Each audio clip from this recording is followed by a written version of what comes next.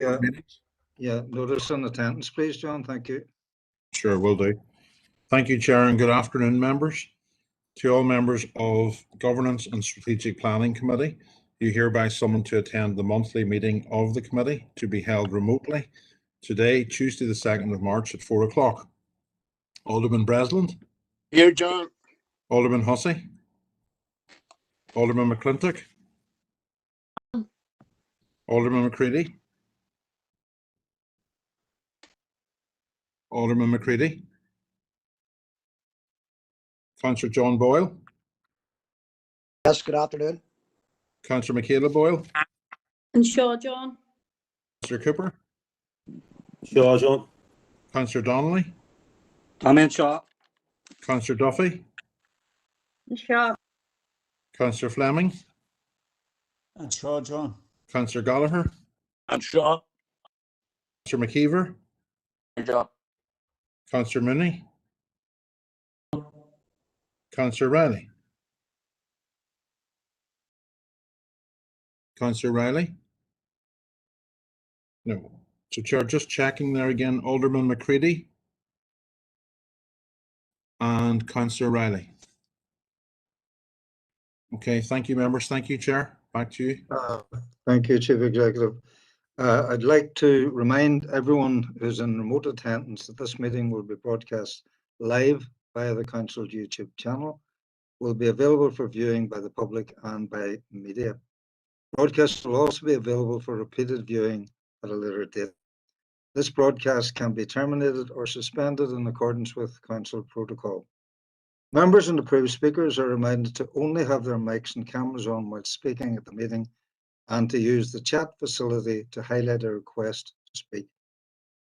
By participating in this meeting, you are consenting to being filmed and to the use and storage of those images for broadcasting or training purposes and for the purpose of keeping historical records and making those records available to the public. A copy of the Council privacy notice may be found on the Council website, www.derrystrabane.com. Members, you're all very welcome to the meeting. And we're kicking off with the presentation. I'd like to welcome Liam Gallagher from Unite, the union Unite. Before I call on Liam to make his presentation, I remind members that you will have received a copy of a letter that the Chief Executive has received in regard to this issue as well. So I'm trusting that members will have had a chance to read that particular letter. Liam, you're very welcome, and I invite you now to make your presentation to the Governance and Strategic Planning Committee. Thank you, Liam. Thank you, Chair. And I would like to thank the Aldermen and the councillors on the Governance Committee for giving me this opportunity to address you on behalf of Unite the Union. Obviously, the motion that I have in front of me is to discuss the legal rights of workers to join trade unions and to talk about the benefits of trade union membership for both the employees and employers. The employer-employee relationship is fundamentally an unequal one, particularly in a weak labour market. And I'm sure, and I appreciate all of the councillors, the efforts that you make to try and bring work and prosperity to the Northwest.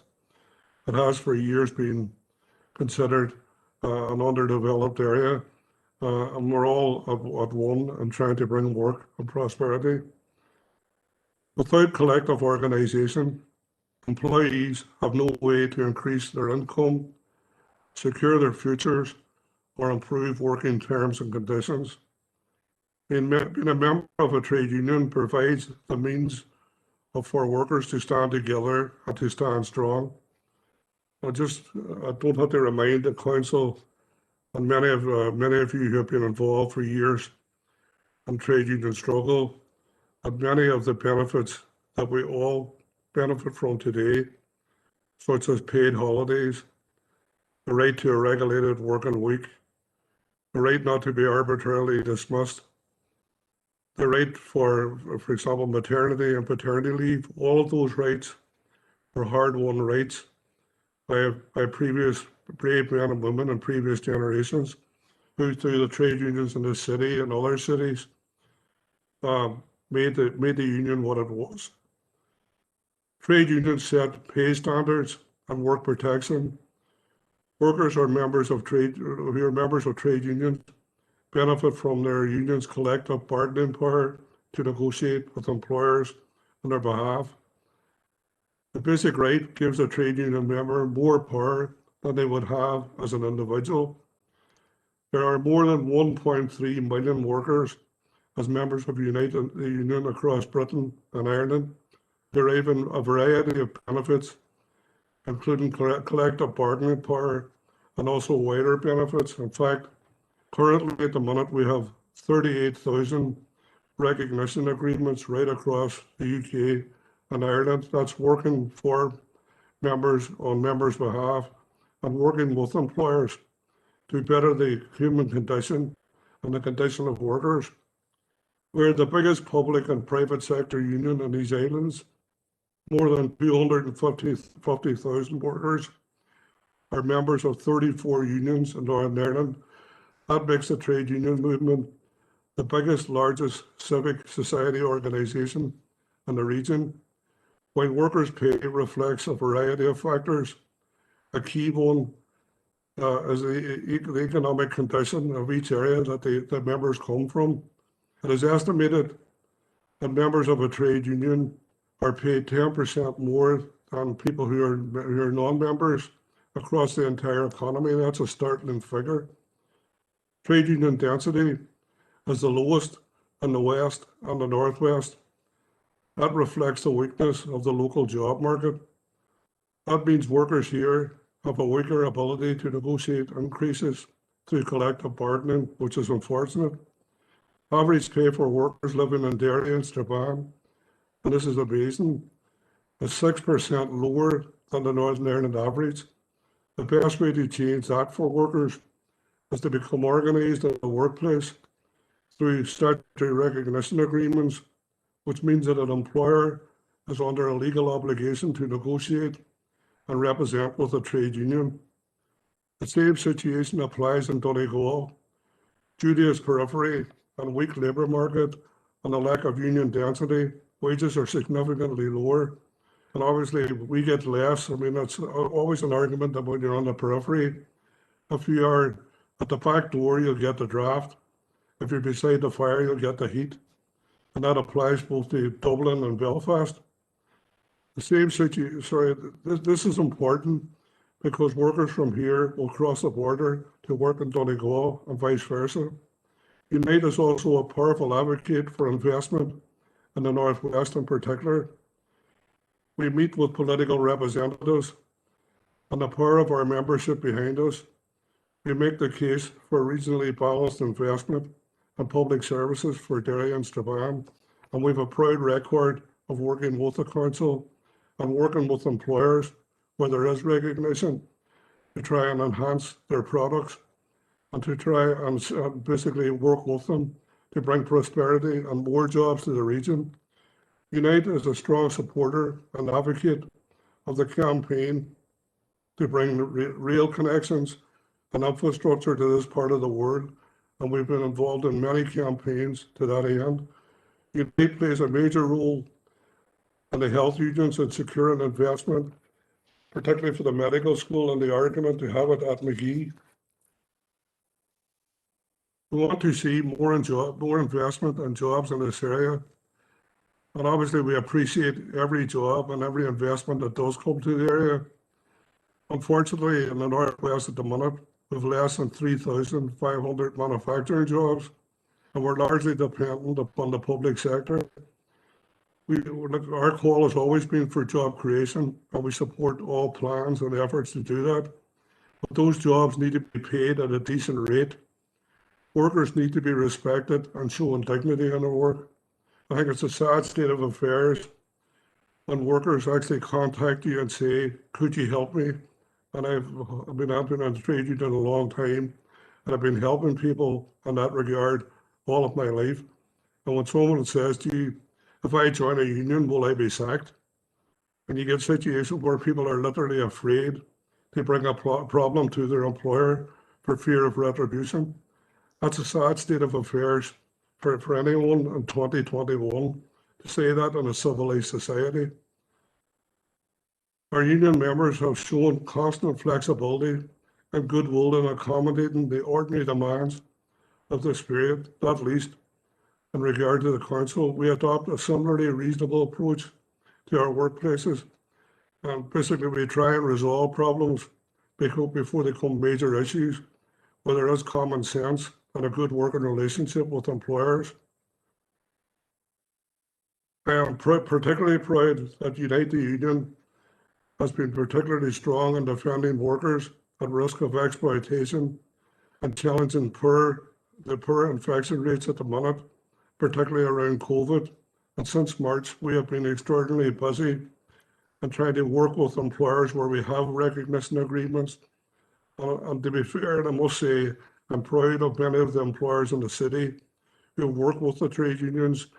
And basically, we have come through what has been an unprecedented year since March for everyone. Having a strong trade union also helps employers. And we have many examples in this city where we work with large employers and we meet them regularly. If they have a problem in terms of their product, in terms of demand, we're there to try and help and try and work and cooperate with them. What does a good employer have to fear from a trade union? Basically, what we're looking for, what we negotiate are terms and conditions of employment, pay awards, pensions, job grading and evaluation, hours of work, holiday, health and safety, redundancies, discipline, grievance, capability procedures, and obviously whether there are any issues around TUPE or contracting out. That's what trade unions do. There is also the fundamental right of every individual to join a trade union, and we welcome Derry City's support, Derry City Council and Strabane's support for actually that principle enshrined, which is enshrined as a human right. This is not about protecting corporate profit, putting workers at risk because employers want a bigger slice of the cake. Some bosses seek to undermine the ability to organize workers to organize themselves. The same employers have no end of associations that they can rely on. Employers see the importance of collective organisation, whether it's through the CBI in the UK or IPEC in the Republic, whether it's manufacturing in Northern Ireland Retail Association, the Construction Industries Federation, Hospitality Northern Ireland, and Northern Ireland Meat Exporters. All of those are well organised, they cooperate and they liaise with one another, and yet when employees try to do the same to their trade union, there's an outcry. Why do workers in the Northwest approach Unite for help? There's a myriad of reasons why they do that. One, bullying and harassment at work is a big motivator for workers to stand together and organise. Name calling, sexism, isolating workers, instilling a culture of fear, of management reprisal. Two, they join to improve their terms and conditions, particularly shift patterns. This is a huge issue for workers, particularly after the outbreak of COVID, where many shift patterns have been changed, and workers have complained that they're still in those shift patterns, even though the situation has improved. They fight to get better pay, transparency, and pay and grading, and obviously any pay and grading system, the union insists that it should be demonstrably fair and fairly applied. When we move to organised workers, it's a lie to say, as witnessed as in 2020, many employers have set out to discredit workers and discredit workers' organisations by union busting tactics, and those indeed unfortunately have been applied in the Northwest. This might be reflected on an effort to keep union organisers off-site or to send them to a particular job when they're not in contact with the body of workers. Sometimes this is when bosses target workers who join a trade union, or in particular, target workers on site who are encouraging others to join the union. To be quite honest about it, we have received numerous complaints, particularly since the implementation of furlough, where people who are literally living in fear of losing their jobs, obviously the impact that that's going to have on their families. And people never back down in the face of these tactics. The only motivation for us is to fight for jobs, for quality of life, work-life balance, and dignity at work, and the protection of our members at all times. We have a big organisation. We have big resources which come from our membership. As far as we're concerned, we will use whatever resources we have to protect members, and where they are organised, we will stand by them and make sure that they are well protected. Thank you, Chair, for this opportunity again to make this case. Thank you very much, Liam, for your presentation. I'm presuming that quite a lot of what you are presenting to us will be very familiar to many in the chamber. I know my own background. My late father was a senior shop steward with the Transport and General Workers Union. I was a shop steward with the NAS in a former life. And I'm sure the same will apply elsewhere through the membership that is here today. I'm now open to questions from members reference the presentation, and I emphasize questions, members. I'm hoping that indications will be in the chat box, but at the moment I have none. Good. Coming now. Members, thank you. The first, it would be Alderman McClintock. Liam, Alderman McClintock. Thanks, Chair. I thought it would help you out there by coming in first. Liam, thank you very much for the presentation today. As somebody who has been a member of a union for most of her working life, I do appreciate all that the unions do for employers and for workers as well. Workers are our biggest asset, and it's something in this council that we value our workers very, very much. And I think the right of everybody to join a union is absolutely something that is absolutely embedded. Alderman McClintock. Liam, could you go on mute? Oh, sorry. That's great. Thanks. Carry on, Hilary. Thanks, Chair. Yeah, I think the right to be part of a union is something that really is embedded in our whole culture here. I think that the unions do so much more than a lot of people seem to think that unions just really negotiate pay deals, but so much more. And the fact that you've referred to so much work that you have done during the COVID, because I know many workers have been particularly concerned about conditions in their places of work during COVID, and worries about furlough, changes of shift pattern, all that sort of thing that you've referred to.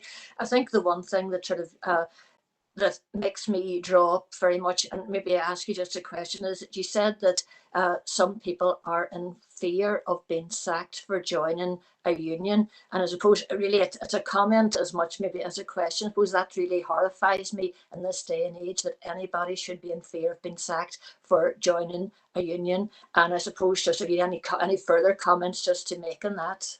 Thank you. That's probably a burning question for of councillors, Liam. So I normally take a couple of councillors at the same time. So I think I'll take that question on its own. Do you, Liam? Thank you, Hilary. Thank you for those kind comments, Councillor McClintock. You know, I am on a daily basis, I'm contacted with people with various problems. And I must say, look, that the majority of medium to large size companies in the city, to be fair to them, do have a good working relationship with unions. But unfortunately, there are exceptions, and where people are basically would contact you and say, look, I have a particular problem, whatever it is, could be basically a bad relationship with the line manager, a question around grading, a question around their own job security, or a grievance against an employer. The first thing I would basically advise the person is, right, first of all, are you in a trade union? Many of them would say to you, look, well, to be honest with you, my boss wouldn't take too kindly to be being in a union, or we don't do unions, and we're discouraged from joining it. I would then immediately ask them to form a grievance and basically help them put that onto the employer so the employer can deal with it. But many of them are genuinely scared, and this has been emphasized, it's been heightened by the situation around the pandemic, where a lot of workers, and to be fair, look, I mean, I'm not saying this is all one way, a lot of employers are also under extreme pressure in terms of their demand dropping. But a lot of workers basically are in a situation where they don't know, will I have a job in 3 months' time? Or if I make a complaint about a particular thing, well, how will that be seen with the boss? There is genuine fear.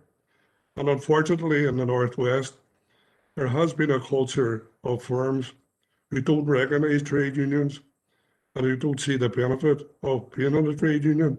And there is a fear factor, yes.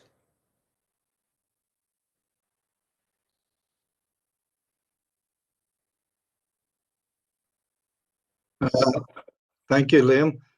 Can I move on to the next, which would be Councillor Doyle? Thank you, Chair, and thanks, Liam, for the presentation. I suppose mine is sector specific. I've only been a member of council since November, and I should say I'm a member of Unison. And one thing that keeps coming back to me in the city is call centres. I know obviously we have a few in the city, and I know that there was a push a while ago to ensure that people could access union membership. Could you maybe give us an update as to where you think that is now? I mean, I'm not being employer specific, more sector specific, but I'd be interested to hear your view on employee recognition for unions and employers with regards to that particular sector. Thanks, Liam. Can I answer that, Chair? Well, thank you for that question. And obviously, look, call centres are a significant source of employment in the Northwest. Particularly, we lost in the region of over 20,000 manufacturing jobs in the last 25 years. And those have been largely replaced by call centre type operations. It's a difficult sector to try and organise. We do have 2 very good examples of well-organised call centres, and the conditions and the relationship with employers are excellent. However, what we find is that a lot of call centres, there's a high turnover. Retention is a real problem because of it's a basic wage, it's a minimum wage, and a lot of them, don't join unions. A lot of them are fearful actually to join a union because it's not the type of environment that's well unionized or where there is collective agreements, and that's an unfortunate fact. We do try hard. We've been, I'm reluctant to name any company or any firm, but we have constantly put our organising campaign outside these places of employment, and we've encouraged people to join the union. We've gone online, we've initiated many campaigns to try and get particularly young people to appreciate that being in a union gives them a better form of protection. Thank you, Liam. Moving on to Councillor Duffy. Thank you, Chair, for allowing me in, and apologies for messaging you directly. I can't seem to get the public chat box working, so appreciate that. Liam, thank you very much for your presentation, and you're very welcome to the virtual chamber, as we say at the minute. You've covered probably some of the stuff that I was going to ask anyway, but in terms of ourselves in Sinn Féin, we've always been really supportive of the trade union movement in general. I myself member of NUPSA for a while and have been a member of Unison now probably coming up to 20 years. The work of trade unions, you'll know yourself in terms of winning rights for people, it has been hard won, and it is something that we should be reminding people of, and particularly young people there, as you've alluded to.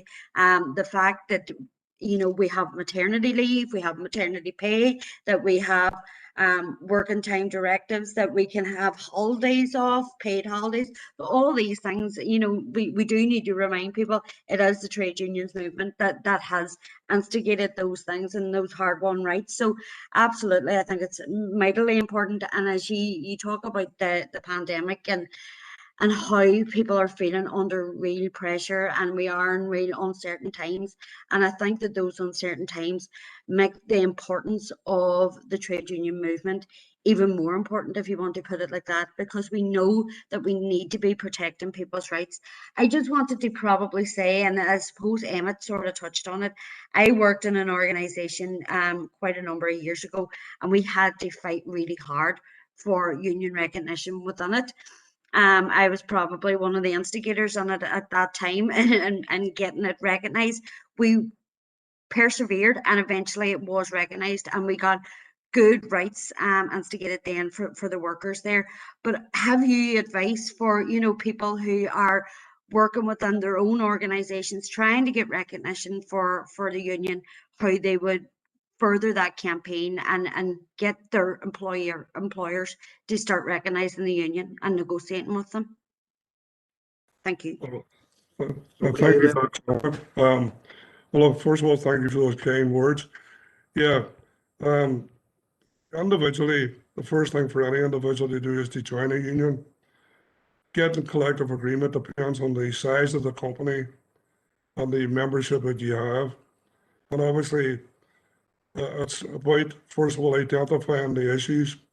Normally, we have an excellent organisation, or or recruiting and organising department, which basically has a methodical way of dealing with trying to get collective agreements.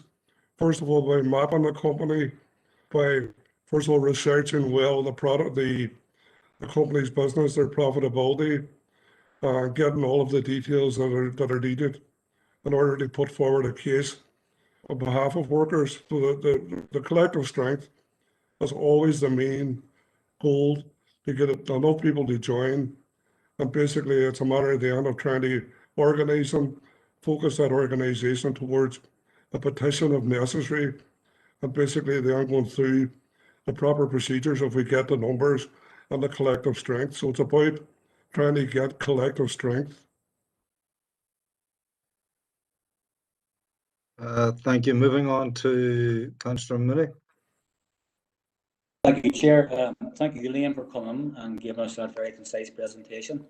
Unfortunately, Councillor Duffy has just put me to the post. That was a question I was going to ask.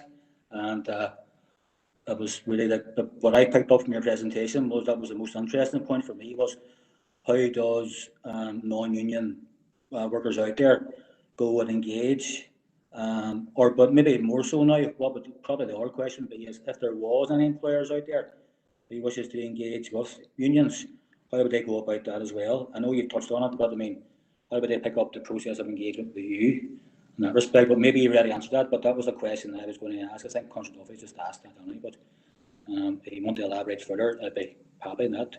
So thank you, Chair. Thank you, Liam, for your presentation.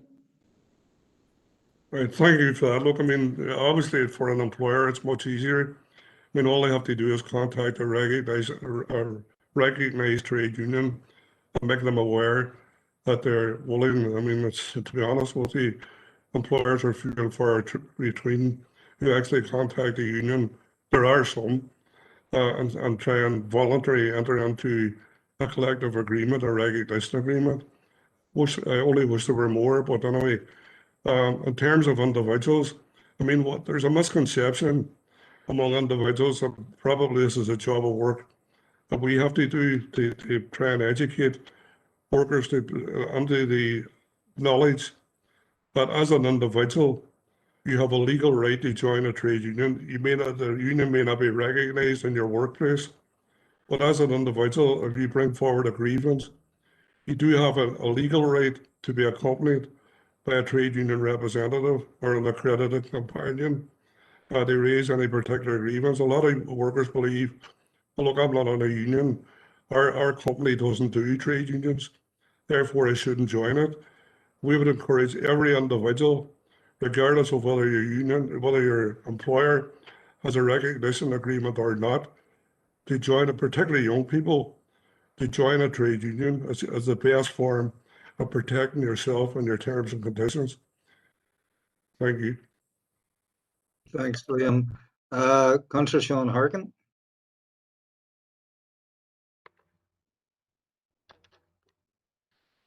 Hey, thank you, Chair, for letting me in, even though I'm not a member of the committee. And like everybody else, welcome to Liam, and thanks for your presentation. And I'm glad you were able to make it along today.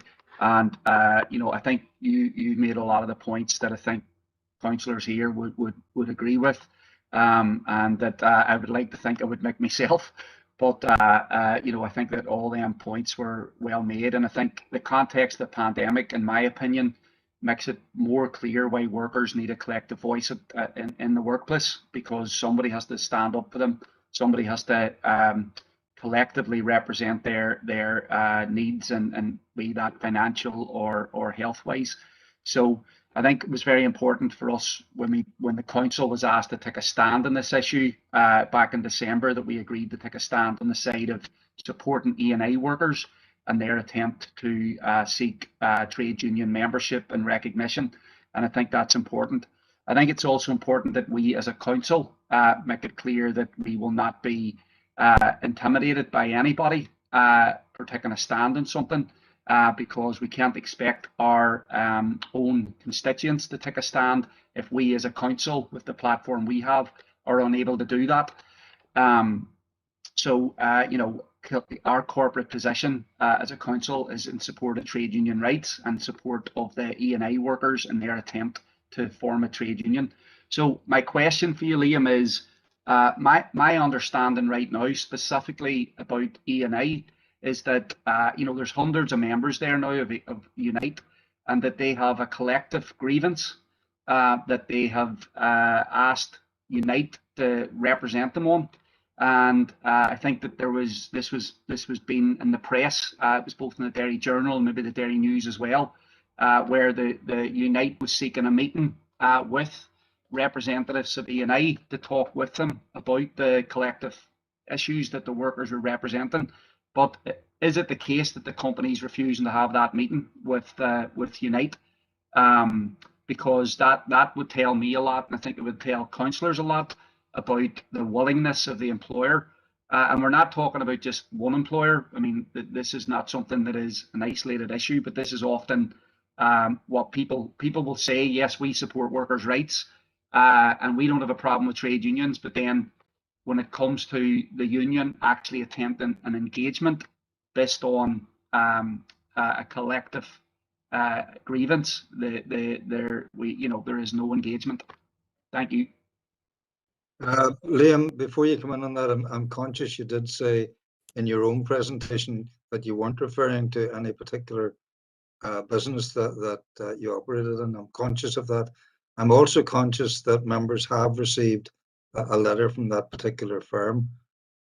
So mindful of that, I'll hand it over to yourself to deal with the question then. Thank you. Yeah, first of all, Sean, thank you, and thank you for the support that you've given and parents. Liam has gone. Connection down, I suspect.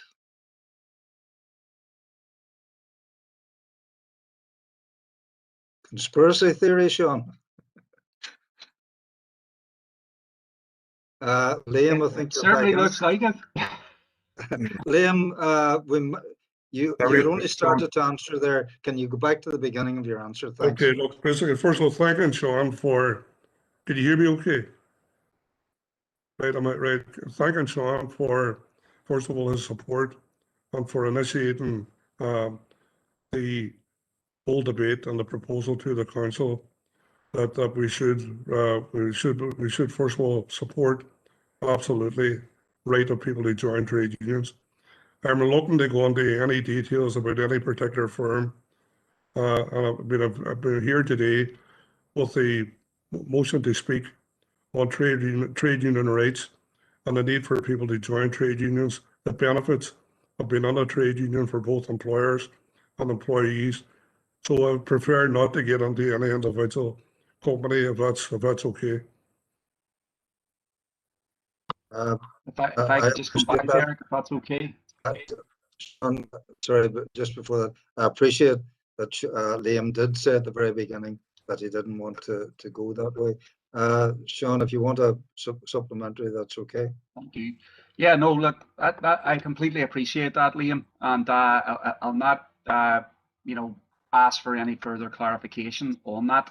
I will just say, from the council's point of view, I think we as a council have to be prepared to stand over the decisions that we make, and cannot be, and I certainly won't be intimidated by anybody who makes attempts to bully councillors or bully councils over positions that they've taken.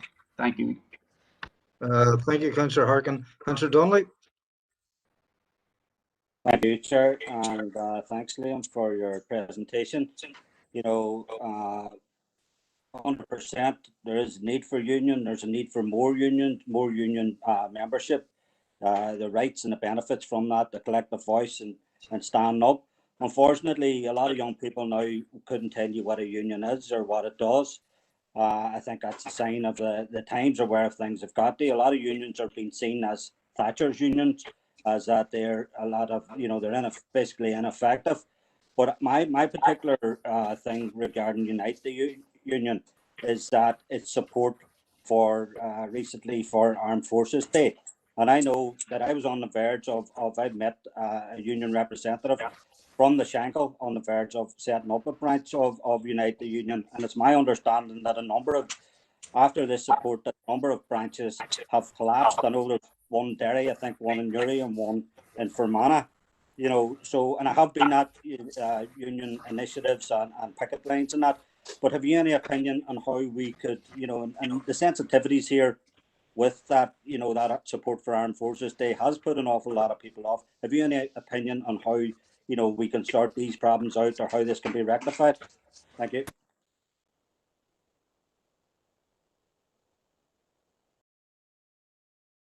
Liam, you're on mute.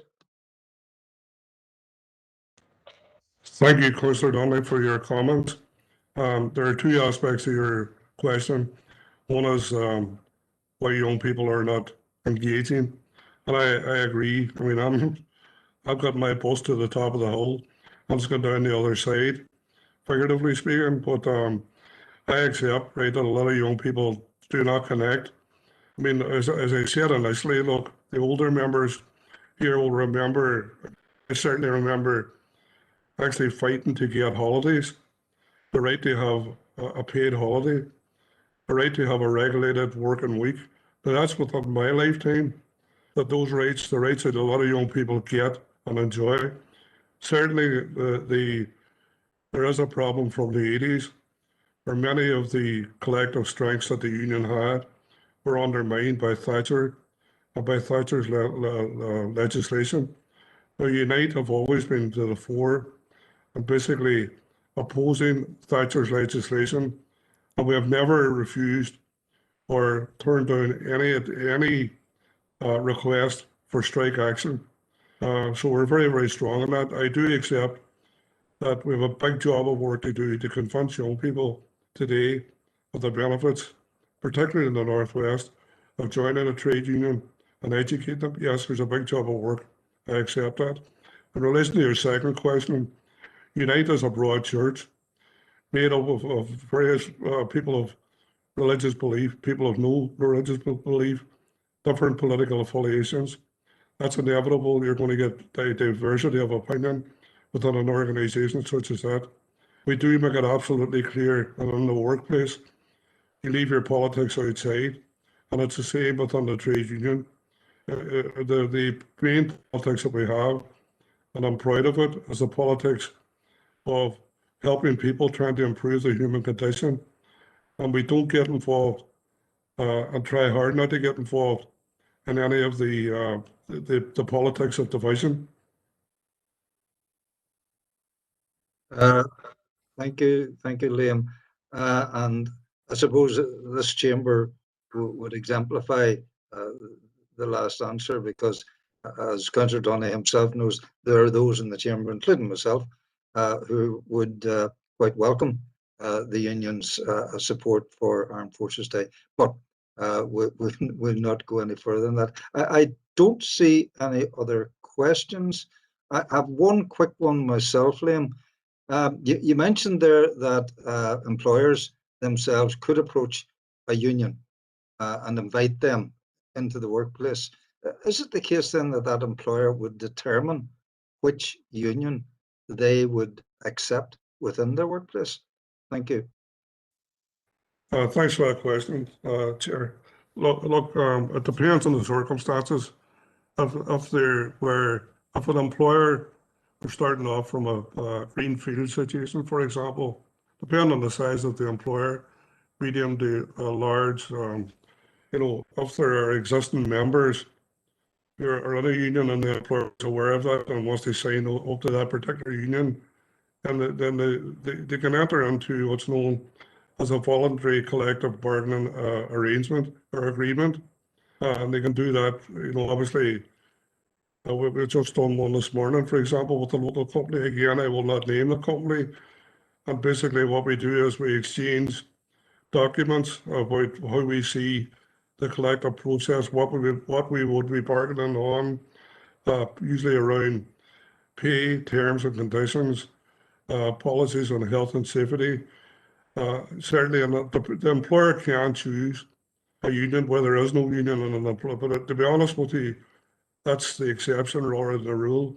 I don't think in my time I've ever seen an employer coming and saying, look, we'd like to enter into a voluntary agreement with you.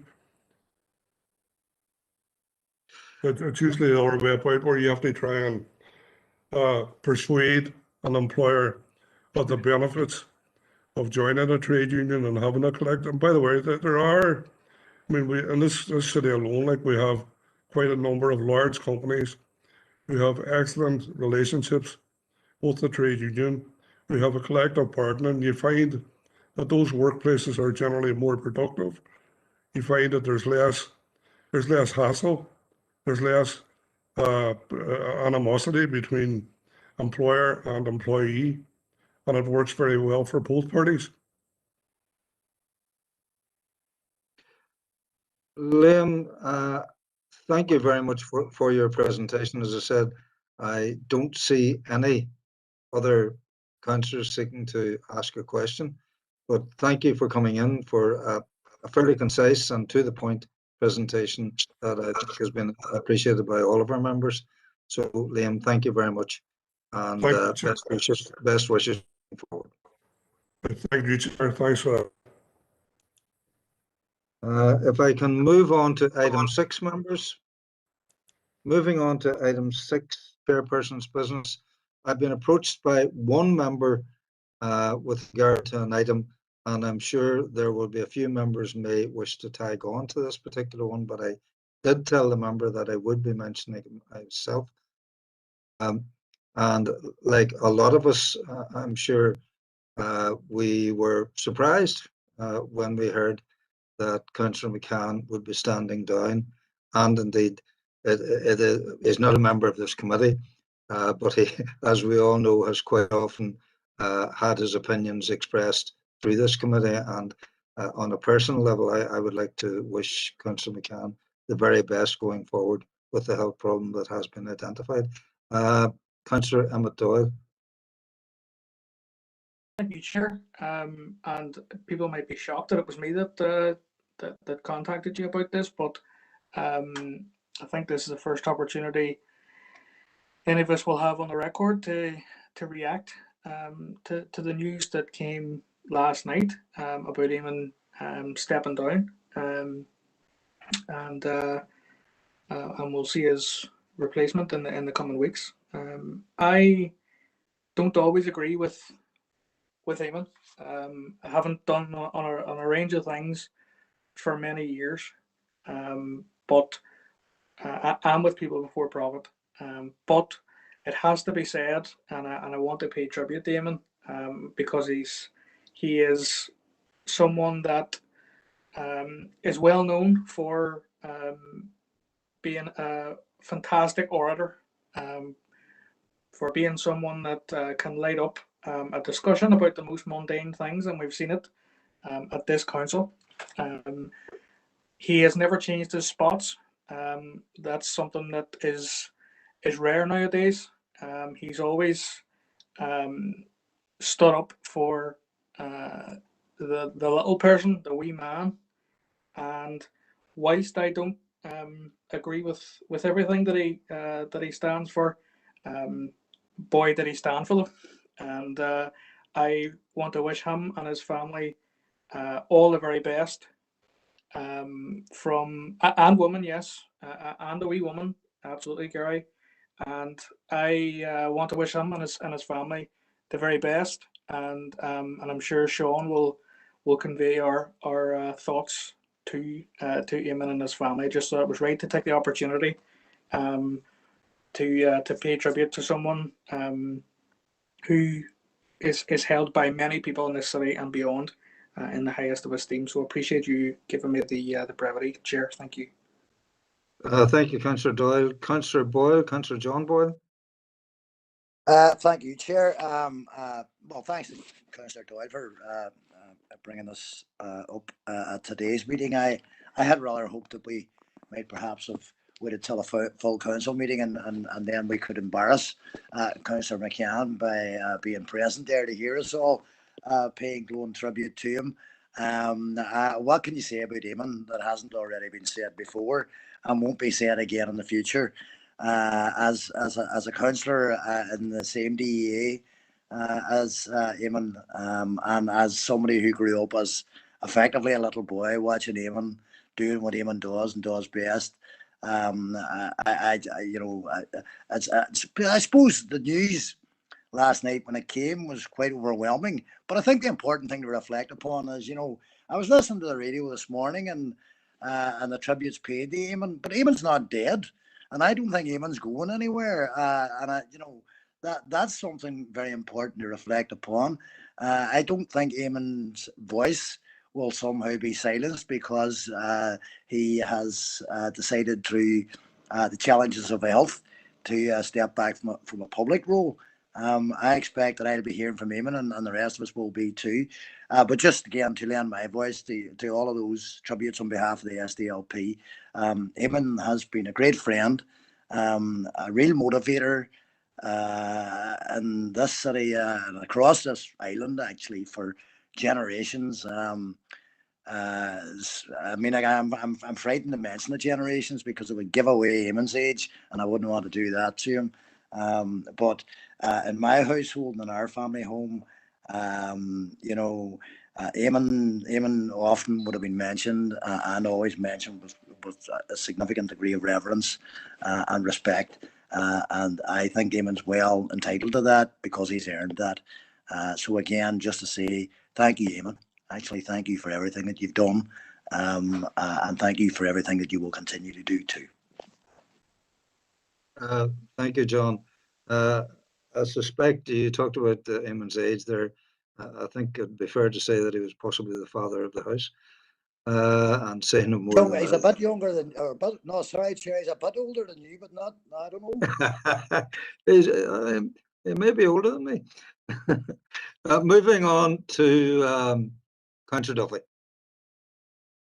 Thank you, Chair. And just to agree with 2 points of Councillor Boyle there, I will reserve probably full recognition of Eamon to full council, but I think it is probably important to recognise it today because I think we were all surprised and taken aback with the news last night when it broke. Eamon is somebody who has just always been there in terms of my life and the political sphere. So, I think that he does deserve the recognition. And to agree with John on the second point, he's not going anywhere. He might not be sitting in the chamber, but I can't imagine Eamon McCann being silent for any length of time on anything, because he, you know, he's always been a huge campaigner on human rights, LGBT, the environmental issues. And my boy, I can't imagine him letting that one go either. So I think we will be hearing from him quite a lot. Maybe not at our council meetings, but we certainly will be hearing from him. And I'll reserve further comment on it to full council, but just to be associated with some of the remarks. Thank you. Thank you, Sandra, and understand the need to take this indeed into the full chamber. Alderman McClintock. Thanks, Chair, for letting me in. And like other speakers, I'll just be brief, because I suppose, like everybody, we were really surprised whenever the news broke last night. Eamon's politics are very, very different to my own. But even with Santon, that Eamon is one of a kind. I was nearly going to say was, because actually listening to Radio 4 this morning, it was almost like an obituary. And I think it definitely is not that. Eamon certainly was one of the greatest orators I think that we have come across in this chamber, certainly for a very long time. And I think that the lively debates that he led, we will miss those, even though his way of doing things would have been very different to mine. But we haven't heard the last of him, I'm sure, but we do wish him well, unfortunately having those health issues, and hope that he has a good time with family and friends in the future. Thanks, Chair. Thank you, Hilary. Councillor Gallagher.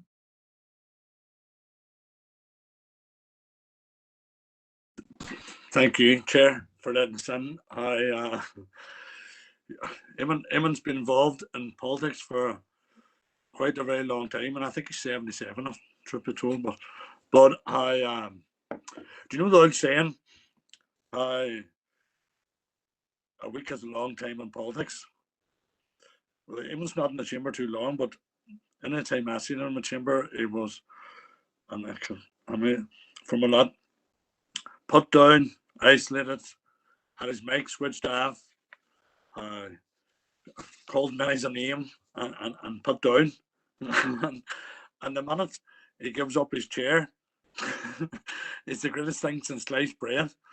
And I'm not sure if he would appreciate that, because of his politics has always been off resistance. And that's why I think that he should go out of the chamber with resistance, you know. But a week is a very long time in politics. Thank you, Paul. And I'm mindful of your own political career and the sort of Robert the Bruce element towards it. And I suppose that would apply very much to Eamon's constant attempts to achieve electoral success. Moving on to Councillor Donnelly. And I think what Councillor Gallagher has said there, I would say Councillor McCann is probably a bit embarrassed by all this glowing tributes. You know, probably a case of a friend of all's a friend of none, but I'm sure that's not the in fact, I know that's not the case. Whilst Eamon is much loved and well respected, you know, he does have his enemies out there, and his testament, you know, this man spent a lifetime in politics and he stuck to his guns, and I have that respect for him, and I'm sure that, you know, when he leaves the council chamber with him, you know, that council chamber is going to without Comrade McCann, it's going to lose a lot of character. So I'd like to just wish him best wishes for the future. Thank you. Thank you, Councillor Donnelly.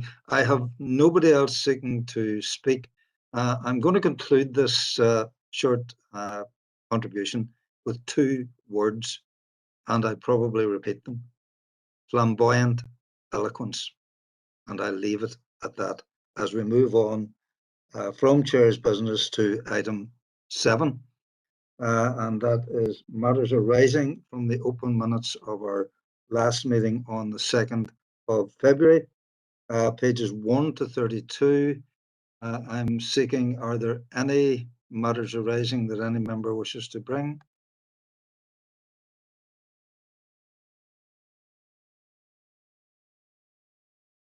None. So I'm moving on to item 8, the third quarter financial outturn. I think it's the office.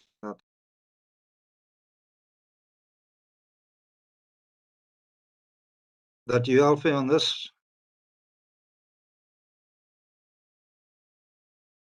I have no sound, Alfie.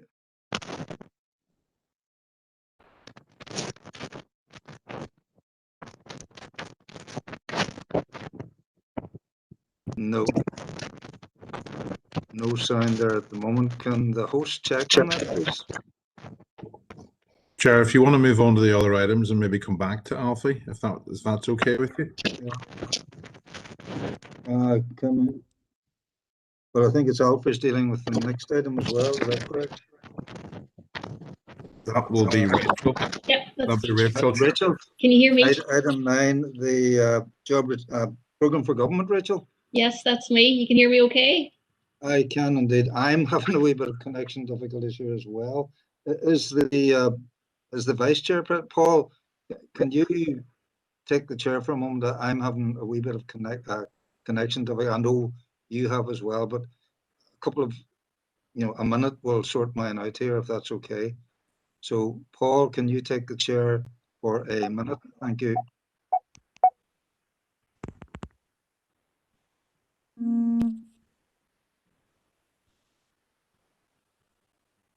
Referring to Paul, who's it talking to?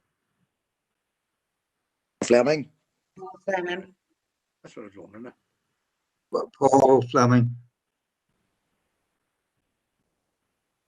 Can you hear us, Paul? Councillor Fleming?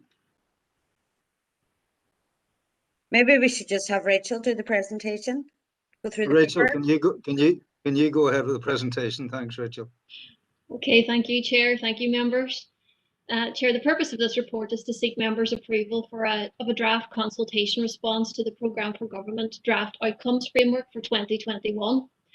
On the 25th of January 2021, the Northern Ireland Executive launched the public consultation on its Programme for Government Draft Outcomes Framework, which really is focused on achieving outcomes for societal wellbeing in Northern Ireland. The draft framework contains 9 strategic outcomes, Chair, which are detailed in 3.2 of your report. Generally, they're really broad statements of societal well-being, which are there really to guide actions and are a basis for longer-term strategic planning. So this outcomes framework is particularly important in the context of community planning and our strategic growth plan. You may remember back in 2015 to 2017, we worked really hard to make sure that our strategic growth plan linked very closely to the outcomes within the Programme for Government, really because it helps fast track public sector collaboration if we're all working to the same outcomes on projects. So I suppose from a community planning perspective, we looked at this consultation document very closely because it's really particularly important to our plan and also assist us in the review of the community plan or the strategic growth plan, which is required by April 2022. So, Chair, I have drafted an outline response to this consultation, and it's attached at Appendix 2 for your consideration. Thankfully, we still have a bit of time with this. The deadline for consultation is the 22nd of March. So I'm happy, of course, to take comments today or post today, really just to amend or subtract or add anything additional to the draft consultation response. So, Chair, it's there at Appendix 2 for approval. Thank you. Thank you, Rachel, and my apologies if I missed a lot of that, but I note that Councillor Gallagher wishes to come. Councillor Gallagher. Thank you, Rachel, for the report and the documents. This Programme for Government draft outcome and what it presents itself as a picture of the kind of society that it wants to see. And having read it, I was deeply shocked that this was a document that was supposed to be a high-level document getting produced by government. But I welcome the proposal that you put together and some of the stuff that's in it. But I'm wondering if I can include some things that are desperately missing. This so-called document, like this, to see if it was a piece of schoolwork by a 15-year-old, I would be disappointed.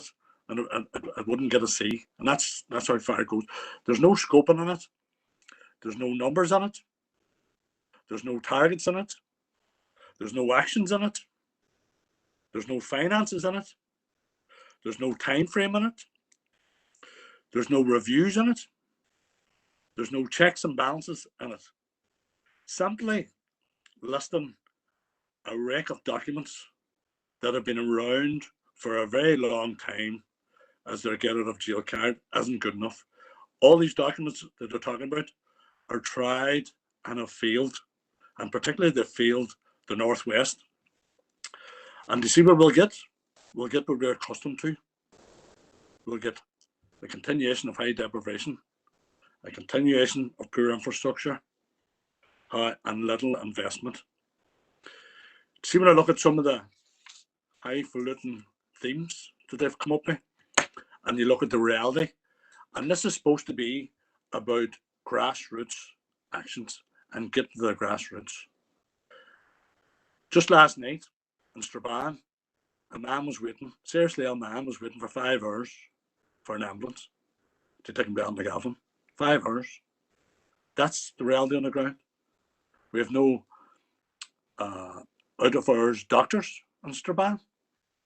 This morning, I visited a derelict site that's covered in debris of alcohol and drug abuse that has been attended by 15-year-olds. 15-year-olds that believe that this society has failed them. And we've seen, and you can talk about, government can talk about having a lovely, nice, clean facility to educate children. It doesn't address the many, many factors and the many, many barriers that prevent them getting an education. Then a clean school isn't up to much. When we talk about protecting the environment, this is a government that has issued drilling licenses to mining companies against the wishes of this council, against the wishes. And we are forced to take this government to court to defend the environment in this district. What I would say is, I'm going to look at, and it's in this document, regional balances in the economy. And I have to say, for decades, that has failed. And I see nothing in this document that's going to address that imbalance between East and West.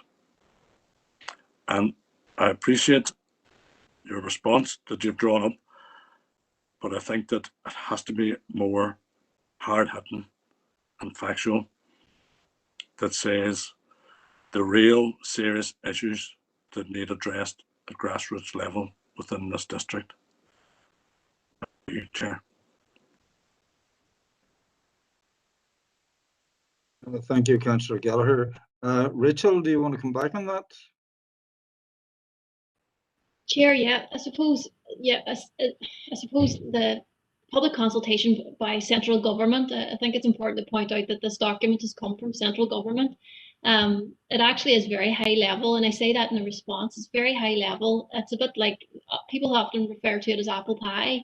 It's things that you can't really disagree with. It's very high level and broad. But I suppose from experience of dealing with previous programme for governments, what happens is they set these outcomes out first, and then the detail in terms of the actions are published by central government afterwards. So I do agree with a lot of what Councillor Gallagher has said. It is very broad, high level, and apple pie. Not a lot of detail in it at this stage. And I understand the hunger to get detail regarding what the actions will be in the programme for government and how they relate specifically to Derry and Strabane. But I hope to provide some assurance that I know from previous rounds of consultations, this will come later. I think at this stage, they're just looking for are you happy with the apple pie aspirations? Thank you, Chair. Rachel, sorry, Councillor Gallagher, can you just hold for a moment?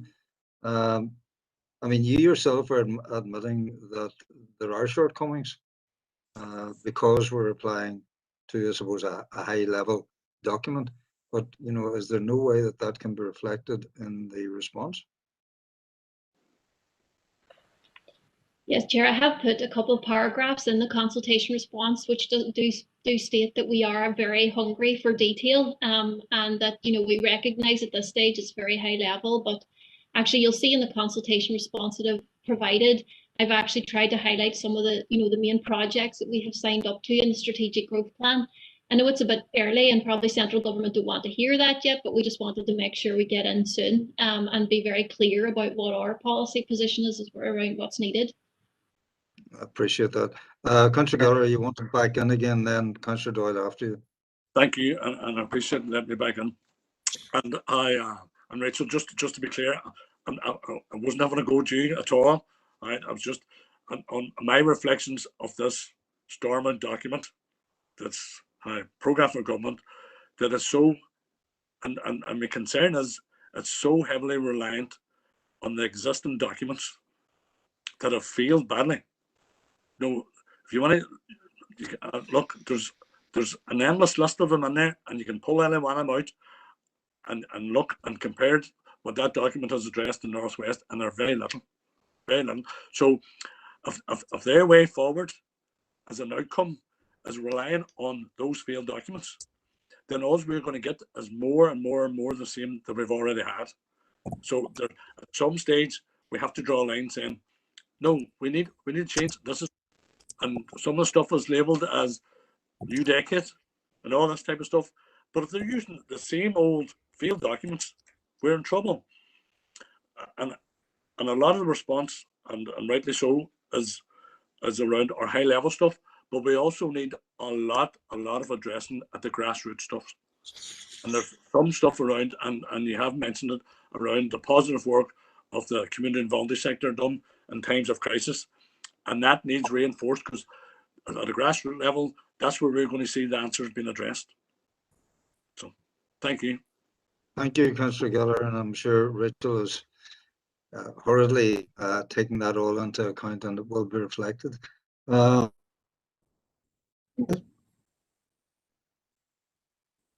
Chair, thank you. No, I just want to comment on first sorry, of all. Michaela. Sorry, Michaela. It was Councillor Doyle, Emmett Doyle. I'll get you later. Sorry, I thought I put a comment on before him. Sorry. Chair, to be fair, now I think Michaela that now just on my side as well. Sorry. Yeah, Michaela, my humble apologies. I'm just actually seeing that now. Right, Michaela, go ahead. No bother. Thank you, Chair. I suppose just to comment and to thank Rachel for the work that she's been doing behind the scenes on bringing us this report.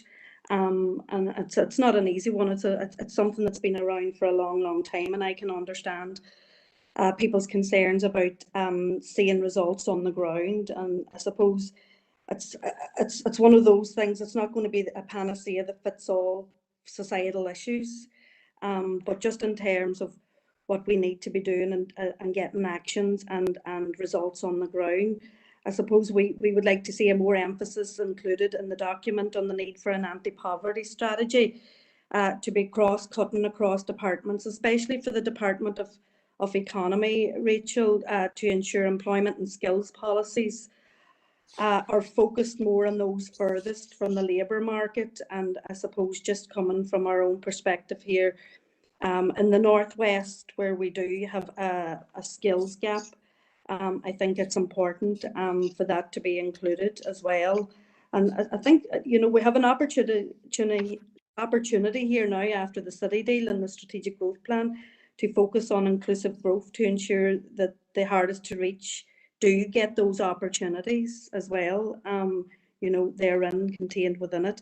As I say, it's not a panacea that'll fit all and suit everybody, but it's something that we definitely have to work and continually work hard on to get the results on the ground.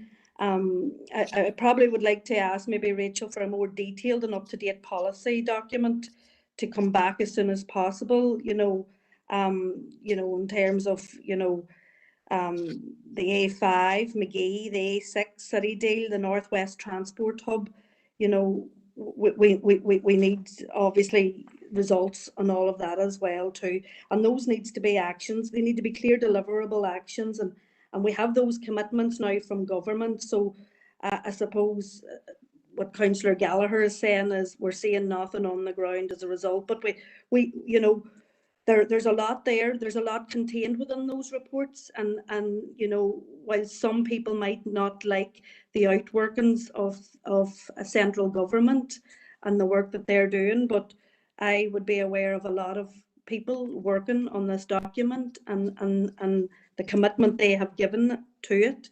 So you know, I think there's a lot contained within it and a lot of good stuff. And you know, in terms of the document, Rome wasn't built in a day. It has been around for a bit of time, but we will eventually see the fruits of its labour on the ground. So I think we all need to be working at that level. You know, and I'm not saying everybody needs to be positive and jumping up and down about it, but certainly we definitely need to have our input in terms of what we see as grassroots issues and how we can look at them strategically. You know, there's a lot of other issues out there that we haven't touched on: housing, the lack of housing, you know, infrastructure, the A5 mentioned it, all of that kind of stuff, you know, needs to be you know, in cast in it. So I would be happy, Rachel, if you could maybe bring a more detailed and up-to-date document forward just on those issues that I kind of raised with yourself, if that's possible. You know, it's okay to talk a lot about the negatives, but we have to find solutions and we have to work with what we have to get the solutions, you know, as opposed to not offering any solutions other than being negative about a document. And, you know, in my opinion, I know the work that people are involved in with this document. So we need to support that, and we need to have that linkage with central government to get those deliverables and actions on the ground. Thank you. Councillor Boyle, could I just get a wee bit of clarification? I presume what you're asking Rachel to bring back is in parallel with her constructing the response to government. Is that correct? Absolutely, yeah. Thank you, Councillor Boyle. Rachel, I'm seeing you nodding your head there, and I'm presuming that that's possible and will be done. Chief Executive wants to come in there before I go to you, Councillor Doyle. So, Chief Executive. Well, thanks for bringing me in, Chair. And I was happy enough to wait till all members had commented, but I suppose it's just a general term, just to reinforce what Rachel has said. Firstly, this is a very important document. And thank you to members for their comments today, and for the others that will follow here. I think the challenge, and we are very happy to obviously strengthen and sharpen our response, and incorporating the comments that members made today, which is obviously why we wanted to get it in front of you. And it is a very, very short consultation period as well, so it was quite tight to do that. But just to echo Rachel's comments, I suppose what we're actually consulting on is so very high level. What we're actually being asked to comment on is so very high level. It's just in relation to the outcomes and the key priority areas. And of course, we in this area do want to incorporate in our response actions and timeframes and projects as well. So we will do that. I think the key issue here is that following this consultation, will those actions and timeframes that we incorporate in our response be in a subsequent document that forms the programme for government? And I think it is probably very important at this stage that we do put that detail in our response, even though we haven't been asked for it. So we are happy to take on board these comments today, and we'll be adding substantially to this piece of work. But at this stage, probably our response is going to be more voluminous than the document that we've been consulted upon. But that's not a bad thing. Thank you, Chair. Thank you, Chief Executive. I think what we're trying to do is prove that we are serious about this, and you know, as somebody has mentioned there, the issue of regional balance. Councillor Doyle. Thank you, Chair. Appreciate you letting me in. Look, go on about the fact that this assembly mandate is pretty much coming to an end very soon, and we're only getting to this stage now. But that's and I could go on about the 3-year holiday that the MLAs took, but I won't. I think it's really important, just given the recent agreement that we've had across council, to refer to some mental health indicators. I do think we should be including that call for a detox centre within the city and district. Also, a more holistic approach, incorporating dual diagnosis, which doesn't take place in the Western Trust, and just a general commitment, given that we have declared a mental health emergency, that there's and the mental health working group has drafted up its response to that specific strategy, and that'll come before health and communities. But just to also indicate that, of course, mental health is cross-cutting, it's cross-departmental, and I welcome, of course, that a good while ago the executive had a mental health executive subgroup, but I do think that because of the other pressures that have been going on, in fairness to them, that hadn't probably manifested itself in the way that they had hoped. So I do think just that we need to specifically mention the detox, the dual diagnosis, and the cross-cutting aspect of mental health, given our declaration of the emergency. Thank you, and thank you for the report. Thank you, Councillor Doyle. I have 3 more councillors seeking to come in, so I'll hold you, Rachel, until we've had those contributions. Alderman Flintock.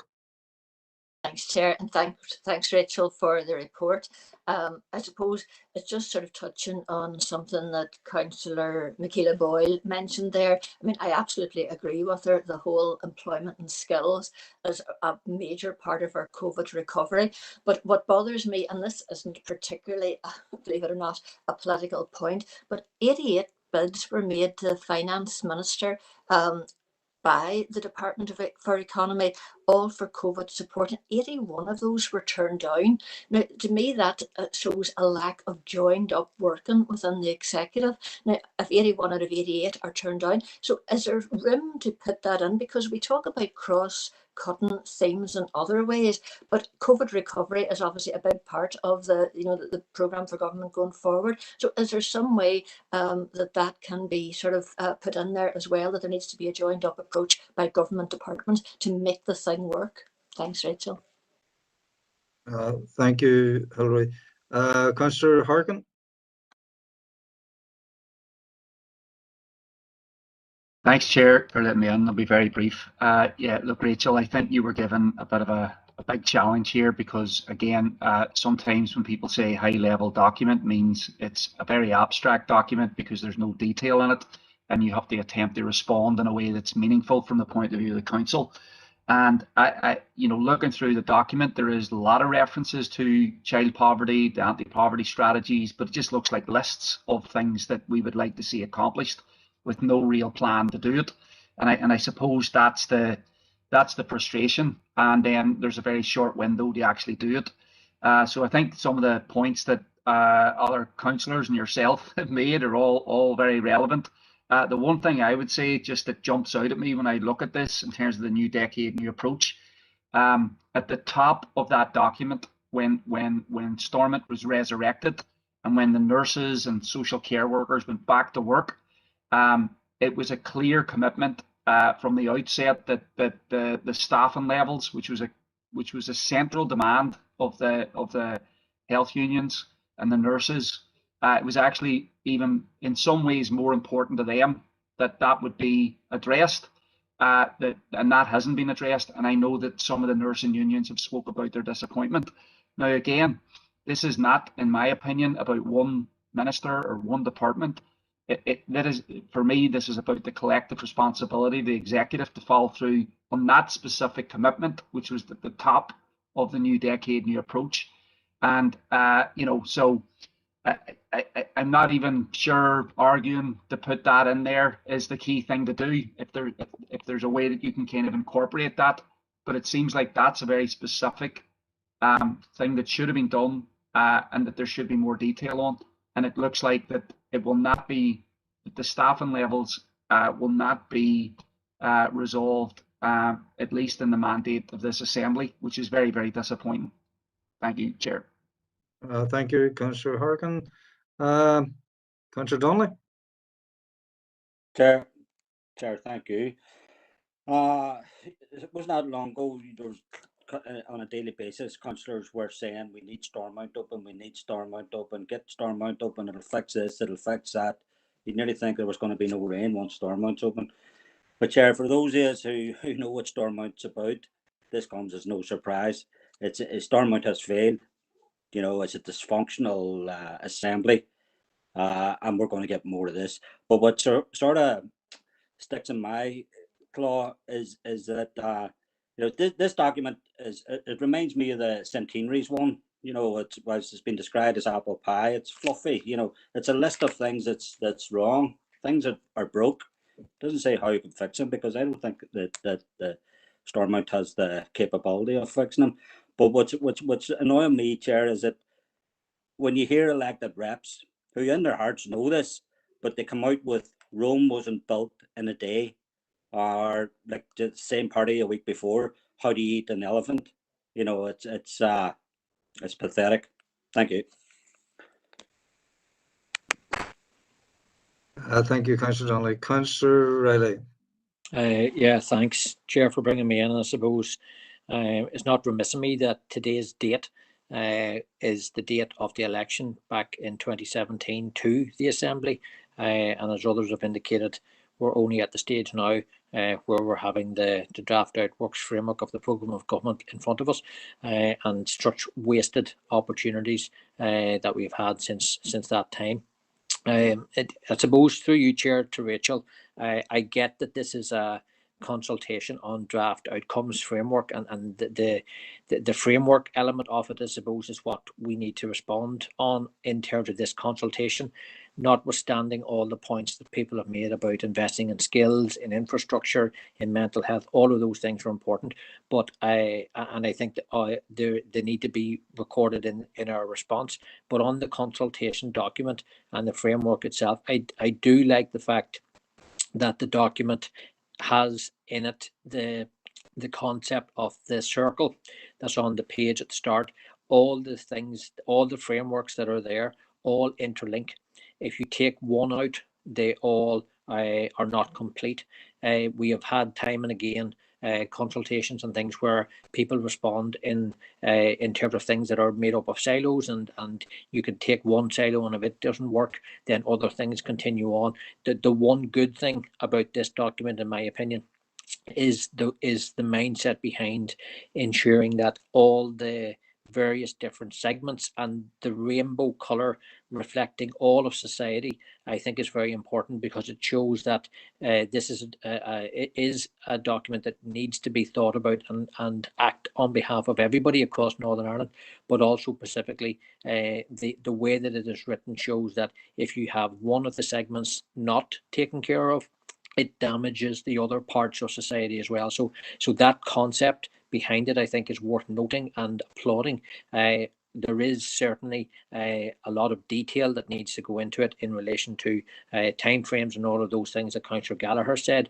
But Chair, I think it is worth pointing out that the interrelated nature of how all of these frameworks have to come together and pull together in one direction is worth noting. Thanks, Chair. Thank you. I have no more councillors on. Rachel, so do you wish to come back? Just, Chair, to thank the members for their comments. Obviously, it's great to have that feedback, and obviously the 22nd of March is the deadline, so I can incorporate those comments into the draft document and get it submitted. And obviously, following on from this, there'll be further consultation on the actions and things like that. So no doubt we'll have continued conversations around some of the detail further on. So thanks, Chair. Thanks, it's very helpful. Thank you, Rachel, for the presentation. Just before we leave it, I did mention there that I think it was Councillor Gallagher talked in terms of regional balances, which is very important. And we're talking about macro regional balances. I hope that we in this council can be mindful of our micro district balances, urban v rural, as we move forward. That's outside of your remit in this particular document, Rachel, but it's just a comment that I felt I had to make. Thank you, Rachel. And we're moving back to item 8. I'm not sure if Alfie is not available. Are you ready to go, Alfie?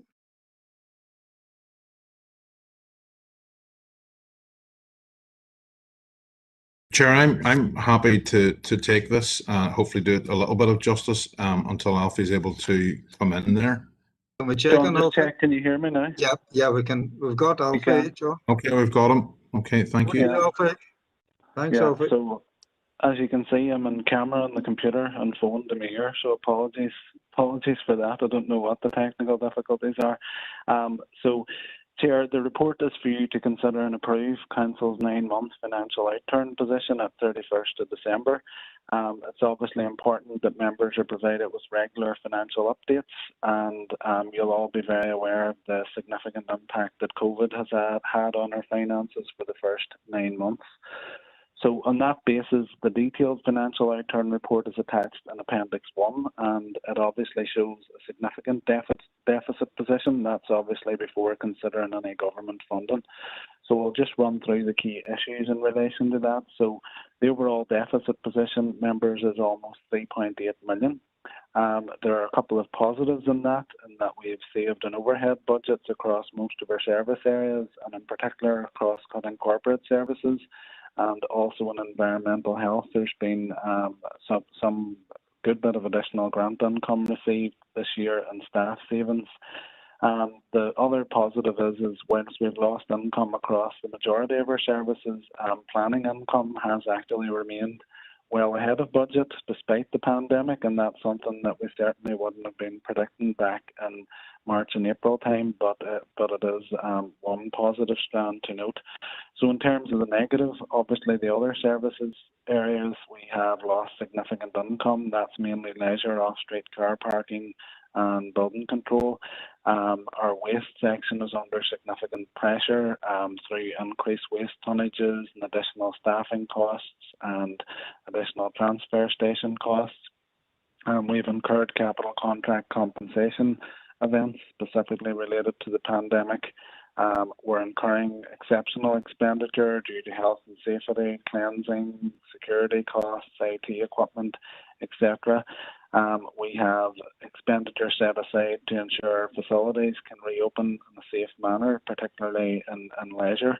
And we've also, members, made provision for severance costs, and that's subject to a separate report. You'll be very aware of the significant savings that have been realised through the rates process, and a significant element of those have been achieved through proposed severance. So members, not really impacting our bottom line. We have obviously had additional funding for the airport this year, which will provide contingency to ensure operation once the business case is discussed with government. And we have a small rate support grant surplus due to the fact that the cut we had forecast last year hadn't or wasn't progressed. So members, I suppose the key point, and thankfully that position has been completely mitigated due to the substantial funding received from various sources and set out in section 3.3 of the report through combination of the furlough scheme, the DERA waste claims and the DFC financial losses claims. Those losses have been completely recouped, and that funding, members, is still available in Q4 and hopefully into next year as well. So that's positive, members. So just finally, the report obviously relates to this year and is focused on this year, but obviously we need to bear 21-22 in mind, and a lot of those challenges I spoke about will continue into 21-22. And probably, members, will probably get worse for a period of time because reopening of facilities will likely result in additional pressures. We won't have no longer savings when the facility's been closed, and our income will continue to be affected. So thankfully, members, we do have a number of contingencies set aside, which has enabled us to strike the rate where we did yesterday. So we have our contingency plan, which can carry forward into next year. The significant rate support that we've received from government at this point in time is forecasting a rates income surplus for us. So again, that would be a carry forward to mitigate against next year. We have in Q4, just in the last couple of weeks, we were advised of a substantial additional rate support grant allocation. And finally, we're obviously on a weekly basis in discussion with government in relation to continued funding, and those discussions are progressing positively. So again, remember a lot of issues. The key point really being that whilst we have incurred significant losses, that they have been totally covered by government, which is a favourable position. So you're asked to approve the 9-month financial outturn position in that regard. Thank you, Chair. I'm sorry for the technical difficulties. No problem, Alfie. Thank you very much for persevering through that. Members, any questions? Can't see any. Can I have a proposal for the recommendation? Happy to propose, Hilary here, happy to propose it. It just doesn't bear thinking where we would have been without the substantial amount of money that we have received from central government and from Westminster. So happy to propose a report, and thanks to Alfie for it. Proposed Alderman McClintock, seconder.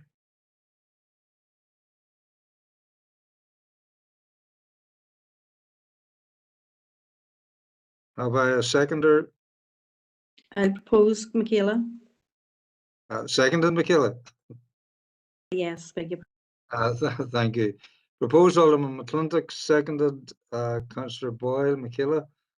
I don't hear any adverse to it, so I think that recommendation is agreed. Thank you, members. It was remiss of me on item 9 on the recommendation. Are members content with that recommendation? And if so, a proposal? Item 9, that was Rachel's item.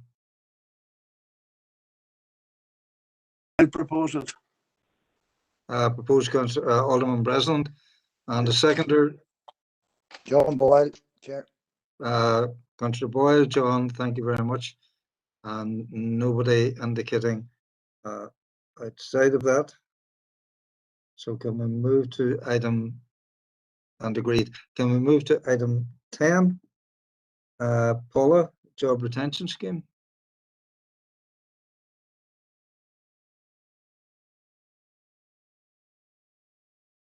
Chair, I'm not sure if Paula's on the call, but just to let you know, these items are for. Got her now. We've got her. Yeah. Paula, over to you. Thank you. Thank you, Chair. The purpose of this report is to update members on how we are implementing the job retention scheme. The job retention scheme for employers has been in place since the 1st of March 2020 and is currently confirmed to the 30th of April 2021. The scheme, as previously reported, is designed to support employers whose operations have been significantly affected by COVID-19. Key issues: to date, the Council has furloughed in the region of 270 employees over this period of time, and it includes staff mainly in leisure, visitor services and arts and culture. At the minute, we have 143 employees furloughed, with 86 of these employees flexibly furloughed, so they're working part-time hours and furloughed for the rest of their hours. And again, we continue to pay these employees 100% of their substantive pay. And again, we continue to consult with the trade unions in relation to how we're implementing the job retention scheme. From March 2020 to January 2021, we have recouped a total of 1,880,063 from the furlough scheme. The most significant element of this relates to leisure services. It's recommended that members note the up-to-date position in relation to the job retention scheme. Thank you. Thanks, Paula. That item was in the for information, but I thought members might like to hear that report coming through. Any comment on the report and its recommendation? No comment. I presume that still needs a proposal, does it, Paula? Would you like that proposal for the recommendation? Consent to proceed with it, Chair John Boyle. So that's proposed, John. I'll second that, Chair. Seconded. Who was that, Michaela? Yeah. Yeah, thanks. That's great. Proposed and seconded. The other items, what numbers are they? 11 to 13 are truly for information, and I'm proposing to move on from those and complete this meeting, open meeting, unless any member wishes to comment. There being no comment, can I ask for a proposal to go into committee? Proposed. Second, Chair. Proposed and seconded. Proposed Michaela, seconded. Not Sean sure. Councillor Murray, thank you very much. Can I ask the host to ensure that we have gone off